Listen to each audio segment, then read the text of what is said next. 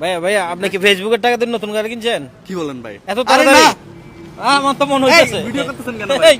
ফেসবুকের টাকা দিয়ে শুনুন ভাই। গাড়ি কিনে ফেলেছে। এই ভিডিও করেন না, বন্ধ রাখেন ভাই। ভাই কি বলেন ভাই? এটা স্বপ্ন, বাট এই ফেসবুকের টাকা দিয়ে 1 মিলিয়ন ভিউজে $4 $5 ফেসবুকের টাকা দিয়ে এটা কেনা সম্ভব? এই গাড়ির দাম কত হবে? আনুমানিক 50 লক্ষ টাকার উপর। আমাকে বিক্রি করে দিলে তো ভাই আমি এই গাড়ি কিনতে পারবো না। না আমরা তো ভাবছিলাম এটা ফেসবুকের টাকা না না না ভাই, এটা কার গাড়ি সেটাও জানি না। আমি এই আমার এই যে দাদার সাথে কথা বলছিলাম এখানে, আপনারা হুটহাট করে ভাই ভাই বন্ধ করেন, বন্ধ করেন। না এটা দাদার গাড়ি। কিন্তু আলম ভাই কি বলে এগুলা? এটা দাদার গাড়ি না, এটা আমার গাড়ি না ভাই। এটা দাদার গাড়ি না। আরে ভাই ওনার গাড়ি না হলে আমি দেখছি এটা দাদার গাড়ি না। বাট হ্যাঁ হ্যাঁ, আমি বলি স্বাদ আছে এরকম একটা গাড়ি কেনার, কখনো যদি উপরওয়ালা চাই, বাট সাধ্য নেই।